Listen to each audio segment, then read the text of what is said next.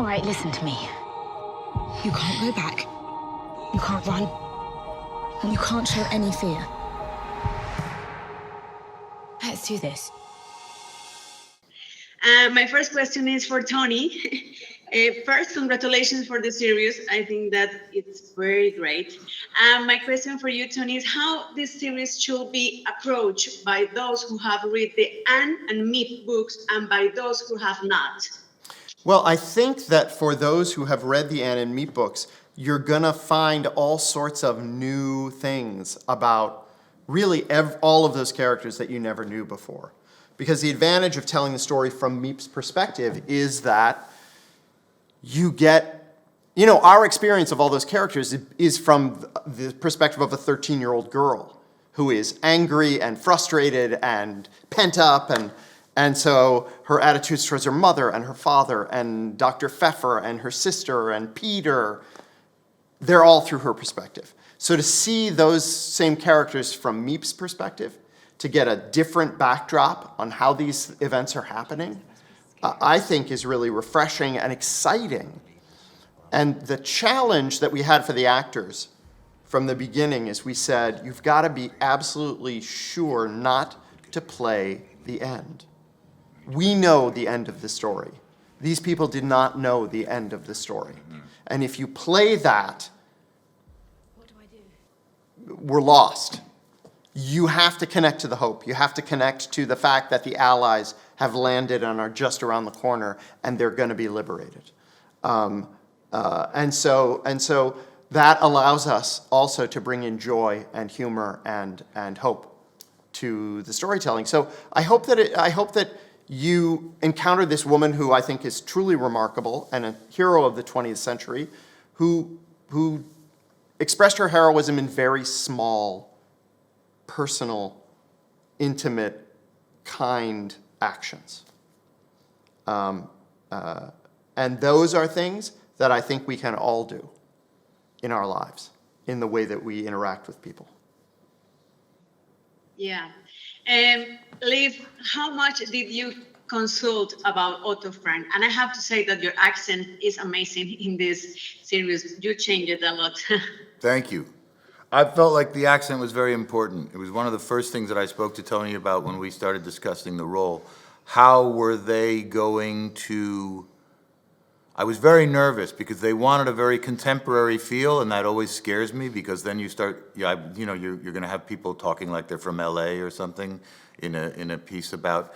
And I knew how important it was for them to feel immediate. But when they told me that they wanted a native and non-native speakers feel, that made a lot of sense to me because it dealt with the immigrant issue, the refugee issue, which is to say that everybody who's Dutch is speaking English with a standard English accent, and that everybody who isn't Dutch speaks in the language of their country, so that the audience would have a feeling of familiarity with the Dutch characters. And that made sense. For me, it was very important in my research. It was very important for Otto to be German. It meant a lot to him to be German. He was very proud of being German. And it wasn't, the Jewish identity was a kind of a burden to him because of what it did to his life. He wasn't a particularly religious person, as far as the research I read showed. But that's part of the problem with playing historic characters. I've always been a huge chicken when it comes to playing real people because you have to live up to the expectations of them, their family, and the millions of people who know them. But that part of it was very important to me because I also think there's something in being German about control and order that was sort of wonderful to be able to relinquish to Miep. And my last question for both of you is, Tony gave a preview, talk about this preview a moment ago, but sometimes I know the simple acts can generate great moments. I think that's one of the messages of the series. I want to know what other messages could you highlight? I hope that this is a series too that parents can watch with their kids, that they can talk about, because I do think there's all sorts of questions and there's an excitement to the piece that I hope will cause people to go to their phones, go to their computers, go to Wikipedia, read the diary again, dig deeper into it, because the story of Miep and Jan and the Franks and the Dutch resistance is endlessly fascinating. And I think, as Liev said, a real mirror to our times of what we're currently going through, and trying to stay optimistic, what we can do to prevent it from going further. There was a great 60 Minutes a couple of weeks ago, because 60 Minutes, well, there was a couple of weeks ago, 60 Minutes did a thing about dogs. And that part of the success of dogs is their friendliness. And this throws an interesting perspective onto anthropology and human development. That part of our success was our ability to, the dogs were successful because they teamed up with humans. And because the ones that acted kind, those breeds survived.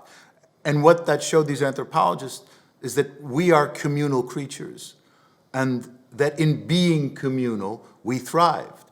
And that's one of those kind of basic things about us that we forget, that we were successful as a species because we banded together and we were able to work together. We were able to create language. And a small light in a funny way, not to get meta about it, but a small light for me in a funny way is about that. That those of us in these communities who said, no, it's better that we say yes to each other. It's better that we stay together. Yes, so there's for an alternate. That's pretty route good. down, yeah. Thank you so much. you. Congratulations again. And I will hope that the people in Colombia and Latin America enjoy the series. Thank you. Thank you. Thank you.